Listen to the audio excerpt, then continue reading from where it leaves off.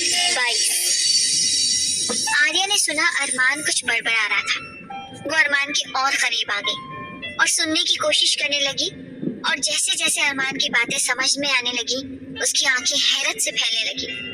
अरमान बड़बड़ा रहा था, क्यों रिद्धिमा, क्यों तुमने मेरे साथ ऐसा क्यों किया? मैंने तो सिर्फ तुमसे ही प्यार किया था, तुम्हें ही चाहा था, और तुमने मुझे क्यों ठुकरा दिया?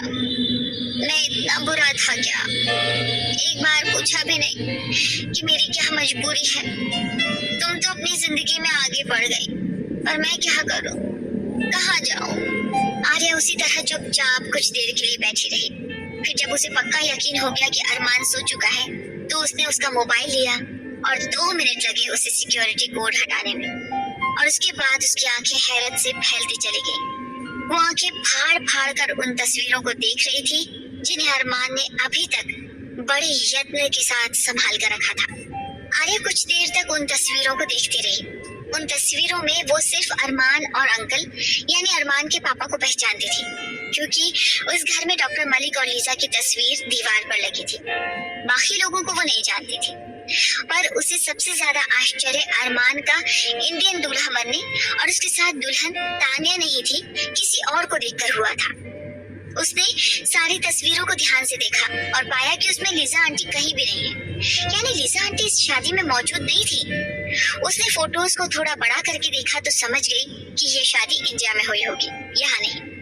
उसमें आसपास के दृश्य ऐसे ही दिख रहे थे जो इंडिया में ही हो सकते हैं। उसके बाद रिद्धिमा की ढेर सारी तस्वीरों से मोबाइल भरा हुआ था। आर्या एक के बाद एक फोल्डर खोलती चली गई और देखती गई। वो ये बात समझ गई थी कि हो ना हो यही रिद्धिमा है जिसका नाम अरमान ब्रो बड़बड़ा रहे हैं, और अरमान ब्रो इससे बहुत प्यार करते हैं। उसने वहाँ कई वीडियोस देखे, पर उन्हें ओपन करने की उसकी हिम्मत नहीं हुई। वो कुछ देर मोबाइल हाथ में लिए बैठी रही, फिर उसे वहीं छोड़कर अपने कमरे में आ गई और सारी कड़ियों को जोड़ने की कोशिश करने लगी, पर उसके पास इंफॉर्मेशन आधा अधूरा होने के कारण वो कुछ सोच नहीं पाई। सारी रात उसके दिमाग में यही घूमता रहा। सुबह उसने कुछ सोचा और लीजा के पास आ गई, जो बगीचे में बैठी प्रकृति का मजा ले रही थी। आर्या थोड़ी देर इधर उधर की बातें करती रही, फिर वो अरमान के दोस्तों के बारे में पूछने लगी, पर लीजा ने अफसोस के साथ बताया कि अब अरमान किसी से मिलता जुलता नहीं है। और जैसे ही उसे लीजा ने बताया कि अरमान के दोस्त शांतनु की शादी का कार्ड कल आए हैं, तो आर्या को एक सूत्र मिल गया। वो बोल उठी, वाह ये तो अच्छी बात है, तो अरमान ब्रो कुछ दिन के लिए घूम आएंगे। वैसे लास्ट इंडिया कब गए थे ब्रो? शायद 3-4 साल पहले। आप भी गई थी? नहीं आर्या, मैं तो बरसों से नहीं गई वहाँ। असल में आपके अंकल ने अरमान को देखना चाहा, तो वो चला गया और कुछ महीने वहीं रुक गया था। मुझे भी लगा था ठीक है, रहने देते हैं, एक बार वो हॉस्पिटल की जिम्मेदारी संभाल लेगा तो फिर जाना मुश्किल ही होगा। आर्या ने हामी से हिलाया और मन ही मन कुछ हिसाब करने लगी। फिर वो जानबूझकर बोली, मेरी एक इंडियन लड़के से दोस्ती हुई है कुछ साल पहले। वो यहाँ घूमने आई थी, क्या नाम था, देखो कैसे भूल रही हूँ, शायद ऋषिका या रिद्धिमा। ओफो, मेरी याददाश्त कितनी कमजोर हो गई है। उसे बस रिद्धिमा के नाम से लीजा का एक्सप्रेशन देखना था, पर ऐसा कुछ लीजा के चेहरे पर नहीं दिखा। वो शायद कुछ और सोच रही थी। आर्या समझ गई कि लीजा रिद्धिमा को नहीं जानती है। फिर वो बोली, लीव इट आंटी, तानिया के साथ अरमान ब्रो की शादी कब हुई थी? इंडिया से वापस आने के बाद। ओह, उसके बाद वो दोनों इंडिया गए थे? I mean, अंकल का आशीर्वाद लेने? नहीं, हाँ अरमान सगाई के बाद एक बार जरूर गया था, बस कुछ दिनों के लिए। उसने कहा था कि पापा को डायरेक्ट जाकर बता पाएगा इस शादी के बारे में, पर जब वो लौट आया तो बहुत ज्यादा उदास था। कुछ दिन तक तो इसने किसी से ठीक से बात नहीं की थी। फिर मेरा कैंसर काफी बढ़ गया, तो मैंने सोचा मेरे कुछ होने से पहले इन दोनों की शादी कर दूं। आर्या मुस्कुराते हुए बोली, तब तो ब्रो बहुत खुश होंगे। नहीं, वो तो इस शादी के लिए बिल्कुल तैयार नहीं था, पर उसे मेरे लिए होना पड़ा। आर्या ने कहा, फिर बोली, आपने अंकल को बताया नहीं इनकी शादी के बारे में? हाँ, अरमान के मना करने के बावजूद मैंने कॉल किया था, क्योंकि वो अरमान के फादर हैं, पर उन्होंने सुनते ही बड़ी रुखाई के साथ कह दिया कि वो नहीं आने वाले हैं। आर्या बातें करती जा रही थी और दिल ही दिल में एक कड़ी जोड़ती जा रही थी। अंकल को आपके कैंसर के बारे में पता है आंटी? लीजा ने नाम में सिर हिलाया और कहा, नहीं, मैंने ही अरमान को मना किया था। मुझे लगा उन्हें पता चलते ही वो बहुत परेशान हो जाएंगे और वो अपना हॉस्पिटल छोड़कर यहाँ नहीं आ सकते।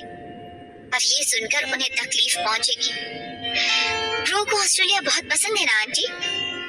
शायद पहले तो उसे ऑस्ट्रेलिया बहुत पसंद था, फिर इंडिया से लौटकर आया तो उदास रहने लगा। सच कहती हूँ आर्या, मुझे डर लग रहा था कहीं उसे इंडिया पसंद ना आ गया हो। मैं चाहती थी कि मेरे बाद वो हॉस्पिटल को संभाले। पर शायद अंकल भी यही चाहते होंगे कि ब्रो उनका हॉस्पिटल संभाले। शायद। और इसलिए जब अरमान दूसरी बार वहां गया तो उन्होंने अपनी बात उनके सामने रखी होगी और अरमान के ना कहने पर वो भड़क गए होंगे। आर्या ने सिर हिलाया और उठ खड़ी हुई। जो कड़ियां टूटी हुई थी आर्या ने उन्हें जोड़ लिया था। अरमान का इंडिया जाना, वहां न हो रिद्धिमा से प्यार, शायद शादी, शायद नहीं, निश्चित ही शादी, क्योंकि उसके सबूत वो देख चुकी थी। आंटी का कैंसर, अरमान का अपनी मम्मी को खोने का डर, मम्मा के लिए अपने प्यार की कुर्बानी, अंकल का गुस्सा, एक के बाद एक कड़ी जुड़ती जा रही थी। पर आर्या को ये नहीं पता था कि अब रिद्धिमा नाम की वो लड़की कहाँ है। क्या वो भी ब्रो से प्यार करती है? पर अगर उस लड़की को अरमान ब्रो से प्यार नहीं होता तो वो जरूर इस शादी से इनकार कर देती। लेकिन सिर्फ कड़ियां जोड़ने से कुछ फायदा नहीं था। आर्या को सच्चाई जाननी थी और अरमान ब्रो के चेहरे पर मुस्कुराहट देखनी थी।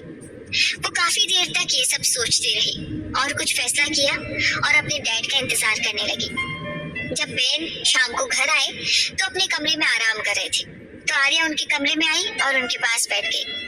बेन को पता था आर्या जब किसी उलझन में होती है तब इसी तरह चुपचाप आकर बैठ जाती थी। उन्होंने उसे देखते हुए हिंदी बोलने की कोशिश की। कैसा प्रॉब्लम आर्या? आर्या ये सुनकर हंस पड़ी, फिर बोली, डैड आपको अभी तक ठीक से हिंदी नहीं आई, आपको पूछना था क्या प्रॉब्लम है आर्या? बेन ने सिर हिलाते हुए कहा, right, what happened Arya?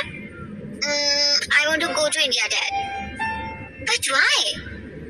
Arya ने कुछ सोचा और बेन को थोड़ा बहुत बताते हुए कहा कि वो सच्चाई पता लगाना चाहती है। बेन जानते थे कि उनकी समझदार बेटी यूं ही किसी चीज के पीछे वक्त जाया नहीं करती, इसलिए राजी हो गए।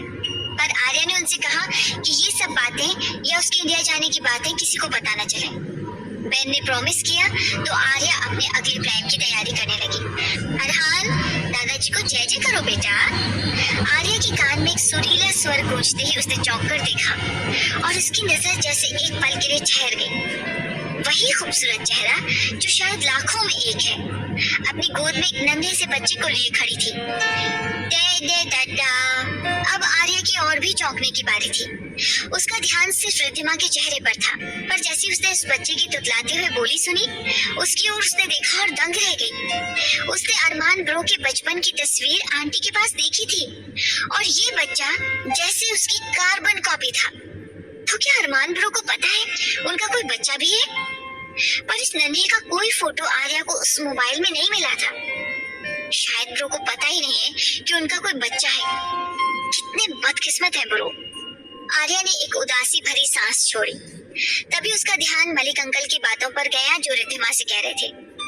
ये आर्या है, ऑस्ट्रेलिया से है, यहाँ पर किसी विषय की रिसर्च करने आई है और उसका सामान चोरी हो गया है। गनीमत है कि इसका पासपोर्ट और पैसे इसी के पास है। ये मुंबई पुणे हाईवे पर खड़ी मुझे मिल गई और मैं इसे अपने घर ले आया। आर्या ने यही झूठ कहा था डॉक्टर मलिक से, क्योंकि उसे अपनी सच्चाई छुपानी थी। वो चाहती थी कि पहले वो मलिक अंकल को जान ले, फिर उनसे अपना परिचय बताएगी। इसलिए वो पुणे के होटल में रहकर डॉक्टर मलिक के बारे में जानकारी हासिल करती रही। और एक दिन जब वो मुंबई से लौट रहे थे तो वो उनकी गाड़ी के सामने आ गई और लिफ्ट मांगने लगी। फिर उसने अपना दुखड़ा सुनाया कि कैसे वो एक एजेंट के हाथों ठगी गई है, तो डॉक्टर मलिक उसे अपने घर ले आए। यहाँ आए उसे 3-4 दिन हो गए थे और डॉक्टर मलिक से उसकी अच्छी दोस्ती भी हो गई थी। पर उसे रिद्धिमा के दर्शन नहीं मिले थे, क्योंकि रिद्धिमा अपने बेटे अरहान को लेकर मुंबई गई हुई थी। हाँ, रेहान ने बच्चे का नाम अरहान रखा था और रिद्धिमा के पूछने पर उसने बताया कि उसने ये नाम क्यों रखा, तो उसका जवाब था, अरहान पुकारते ही तुम्हें रेहान की याद आएगी। पर सच बात तो ये थी कि अरहान पुकारते ही रिद्धिमा को अरमान की याद आती थी, इसलिए वो उसे गोलू ही कहकर पुकारती थी। आर्या ने देखा रिद्धिमा ने मुस्कुराते हुए अपने हाथ जोड़ रखे थे। आर्या ने भी मुस्कुराते हुए नमस्कार किया और बोली, आप कौन? उसके पहले ही डॉक्टर मलिक बोल उठे, अरे she is my daughter. Arya को अपनी ओर देखते पाकर डॉक्टर मलिक ने कहा, मेरी बेटी जैसी है। आर्या मुस्कुराते हुए बोली, sorry doctor Malik, you told me your wife and son live in Australia, so I was confused. वैसे आपसे मिलकर खुशी हुई ma'am. Riddhima, my name is Riddhima Gupta. पर आपको तो हिंदी आती है मिस आर्या? आर्या ने सिर हिलाते हुए टूटा फूटा हिंदी में बोला, सीखा, इंडिया आना सीखा। रिद्धिमा ने सिर हिलाया तो आर्या ने बच्चे के गाल को छूते हुए कहा, very cute, what is his name? Riddhima बच्चे को और देखते हुए बोली, बेटा अपना नाम बताओ। अरहान अपनी नीली नीली आंखों से आर्या को एकटक देखते हुए बोला, अलान। रिद्धिमा मुस्कुराते हुए बोली, अरहान गुप्ता, हम सब प्यार से इसे गोलू कहते हैं। पर आर्या तो जैसे बच्चे की आंखों में खोई हुई थी। उसे तो वो अरहान नहीं बेबी अरमान लग रहा था, जो उसे एकटक देख रहा था। उसने सुना रिद्धिमा कह रही थी, मुंबई में बड़ा परेशान कर दिया इसने, सिर्फ दद्दा दद्दा, आपने बिगाड़ दिया है अंकल। डॉक्टर मलिक अरहान को गोद में लेते हुए प्यार से बोले, एक ही तो पोता है मेरा, और मेरा भी कहाँ मन लग रहा था इसके बिना। वो तो अच्छा हुआ कि आर्या मिल गई तो मेरा दिल लग गया। रिद्धिमा ने आर्या की तरफ देखा और मुस्कुराते हुए कहा, आप अभी यहाँ रहेंगी ना? आर्या ने सिर हिलाकर कहा, यस, मुझे काम फिनिश करना है, बट इफ डॉक्टर मलिक को कोई प्रॉब्लम होता है तो मैं होटल चला जाऊंगी। काकी जो वही खड़े उनकी बातें सुन रही थी, आर्या की बातें सुनकर हंस पड़ी और बोली, अरे बेटा चला जाऊंगी नहीं, चली जाऊंगी। आर्या ने हंसते हुए कहा, तुम मुझे हिंदी सिखाना? काकी हंसते हुए बोली, अब बस यही बाकी रह गया है। वैसे आप अकेली लड़की होटल में रहो, साहब को ये बिल्कुल पसंद नहीं होगा। डॉक्टर मलिक बोल पड़े, यस आर्या, आप जब तक पुणे में हैं यही रहिए। आर्या ने मुस्कुराकर कहा, थैंक यू डॉक्टर मलिक। उसने सोचा, मुझे यही तो चाहिए अंकल। मैं जिस काम से आई हूँ वो तभी पूरा होगा जब मैं आप लोगों के साथ रहूंगी। कुछ दिनों में आर्या को ये पता चल गया था कि डॉक्टर मलिक और रिद्धिमा का रिश्ता अटूट है और ये बच्चा अरमान ब्रो का ही है। उसे इतना तो समझ आ गया था कि डॉक्टर मलिक अभी भी अरमान से बहुत प्यार करते हैं, क्योंकि बातों बातों में वो अपने परिवार के बारे में कुछ प्रसंग छेड़ देती थी और डॉक्टर मलिक कहीं खो जाते थे और आर्या को लगता था शायद वो अपने परिवार की यादों में खो गए हों। अब आर्या को रिद्धिमा के करीब जाना था और ये पता लगाना था कि वो अरमान को अब भी चाहती है या नहीं, या उससे नफरत करती है। इसलिए वो गोलू के बहाने उससे दोस्ती करने लगी थी और कुछ ही दिनों में उसने रिद्धिमा का दिल भी जीत लिया था। अंजलि की मम्मा को टूर पर जाना था, जो वो हर साल जाती थी, पर अरहान को लेकर वो परेशान थी, क्योंकि अब वो ज्यादातर टाइम पुणे में ही रहने लगी थी, जिससे अरहान की देखभाल कर लेती थी। पर अब मुश्किल ये थी कि रिद्धिमा जब हॉस्पिटल में रहे तब उसका ख्याल कौन रखेगा। ये बात आर्या को पता चलते ही उसने तुरंत ये जिम्मेदारी अपने ऊपर ले ली। उसका कहना था, अभी 1 महीने लग जाएंगे उसके काम को खत्म होने में, तो क्यों ना वो उनके कुछ काम आ जाए। वैसे भी उसे बच्चे बहुत पसंद है। रिद्धिमा अब अरहान को सुबह छोड़ जाया करती थी और रात को डॉक्टर मलिक उसे रिद्धिमा के पास छोड़ देते थे। आर्या का अरहान के साथ खेलते हुए, टाइम स्पेंड करते हुए कितनी बार दिल करता था कि अरमान ब्रो को बताए कि उनका इतना खूबसूरत और प्यारा सा बेटा है, जिसे पाकर ब्रो सारे गम भूल जाएंगे। पर वो ये भी जानती थी कि जल्दी करने से काम बिगड़ सकता है, इसलिए वो प्लानिंग बनाती रहती थी कि किस तरह रिद्धिमा के मन की बात जान ले। आर्या ने नोटिस किया कि डॉक्टर मलिक के घर में एक कमरा हरदम बंद रहता था। वो कभी हिम्मत करके किसी को पूछ नहीं पाई कि वो कमरा बंद क्यों रहता है, पर एक दिन उसे मौका मिल ही गया जब काकी ने उस कमरे को साफ सफाई के लिए खोला था और घर पर उस समय कोई नहीं था। आर्या ने आगे पीछे कुछ नहीं सोचा और घुस गई कमरे में। कमरे में घुसते ही उसकी आंखें हैरत से फैल गईं, जहाँ दीवारों पर अरमान और रिद्धिमा के काफी सारे फोटोज टंगे थे और एक पेंटिंग भी थी जो अरमान की थी। आर्या ने आश्चर्य से उस पेंटिंग को देखा, वो हूबहू अरमान की थी। तभी काकी जो अलमारी साफ कर रही थी ने मुड़कर देखा और कुछ कहने जा रही थी कि आर्या बोल उठी, माफ कर दो काकी, मुझे ऐसे नहीं आना था, मैं चली जाती हूँ। कोई बात नहीं बेटा, पर आप इसके बारे में साहब को मत बताना, उन्हें अच्छा नहीं लगेगा। आर्या ने सिर हिलाया, फिर जैसे चौंकते हुए बोली, अरे ये तो डॉक्टर रिद्धिमा की तस्वीर है, और ये उसके साथ कौन है? काकी भरे गले से बोल उठी, ये अरमान बाबा है, साहब के बेटे हैं। पता नहीं किसकी नजर लग गई इनकी खुशी को। आर्या वहां बैठते हुए बोली, बुरा मत मानना काकी, ये डॉक्टर रिद्धिमा फिर तो डॉक्टर मलिक की बहू हुई ना?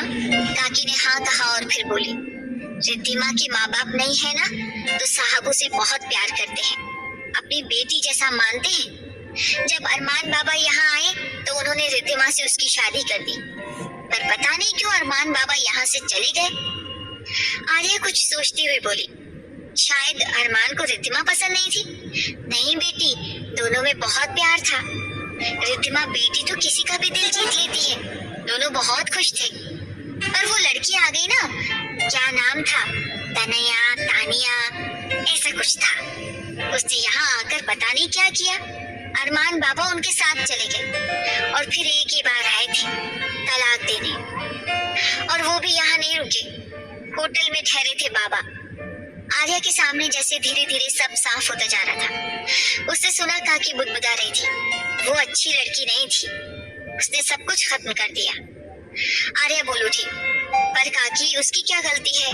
अगर अरमान रिद्धिमा को छोड़कर गया तो ये उसकी मर्जी थी ना।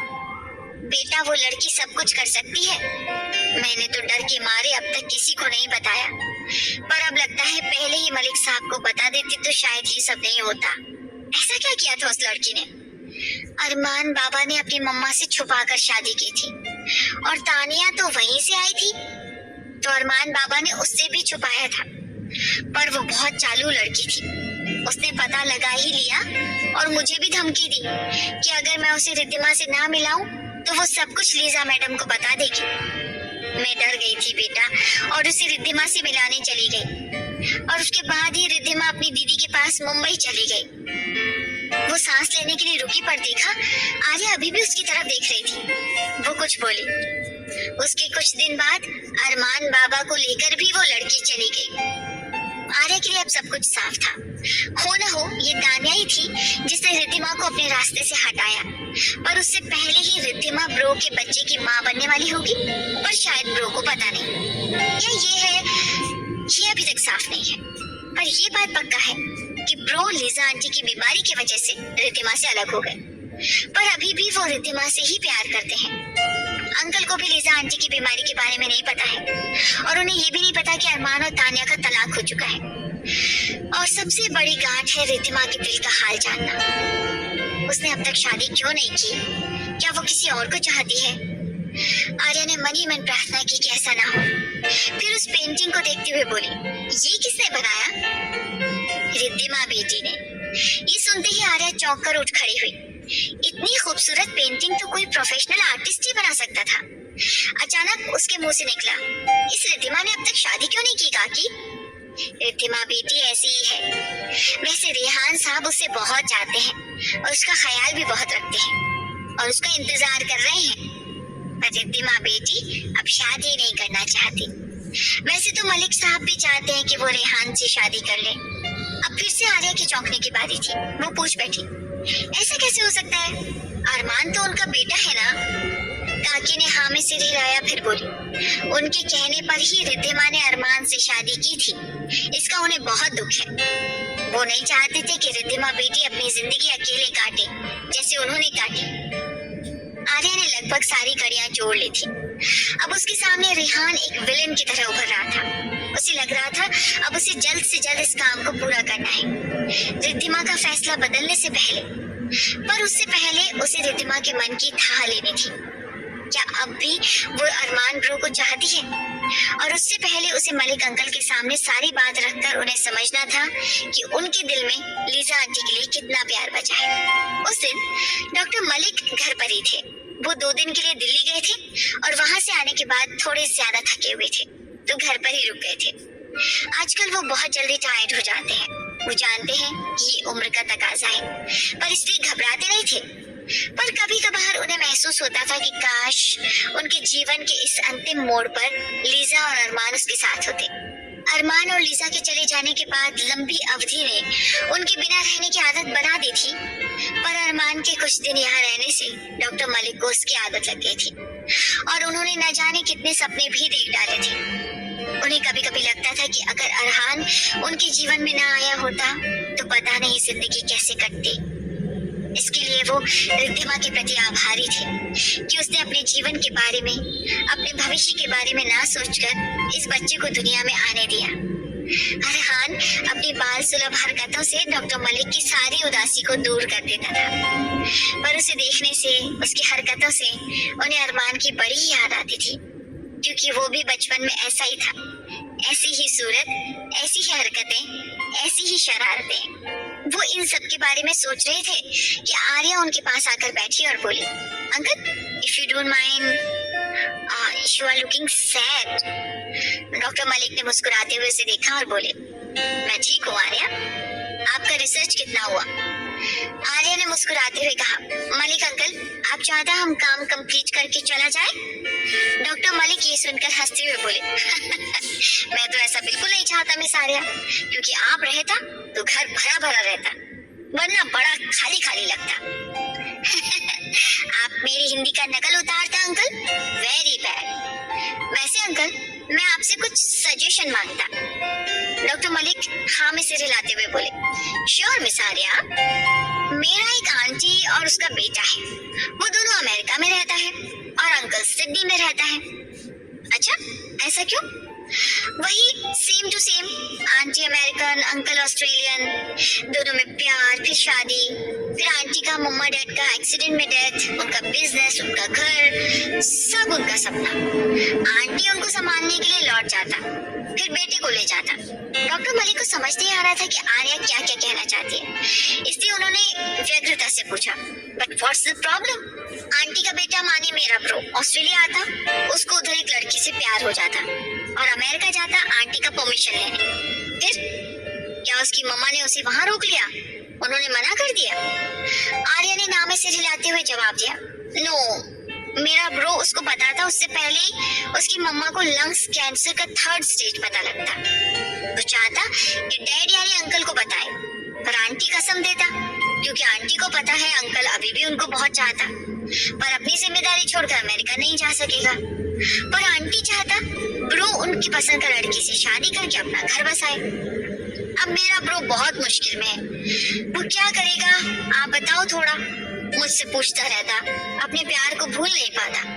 अचानक डॉक्टर मलिक ने उसकी ओर देखा और थोड़े गंभीर स्वर में पूछा, हु आर यू आर्या?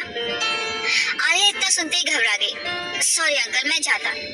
वो उठ खड़ी हुई और जल्दी से जाने लगी, और डॉक्टर मलिक की आवाज सुनकर रुक गई। How is Lisa now miss Arya? I want to talk to her right now. Arya रुक गई और हल्की सी मुस्कान के साथ बोली, she is good Malik uncle, don't worry, she is recovered, thank you. आपको इतने दिनों में जैसा समझा था वैसा ही पाया। डॉक्टर मलिक उसकी इतनी अच्छी हिंदी सुनकर चौंक गए, फिर बोले, but I didn't get my answer, who are you? मैं डॉक्टर बेन की बेटी हूँ uncle, don't worry. Armaan is my bro, but not own bro. Lisa aunty ने आपकी सिवा किसी को नहीं चाहा। आपको मैं नंबर फॉरवर्ड करती हूँ, आप आंटी से बात कर लीजिए। और हाँ अंकल, ये बात किसी को पता नहीं चले, स्पेशली रिद्धिमा को।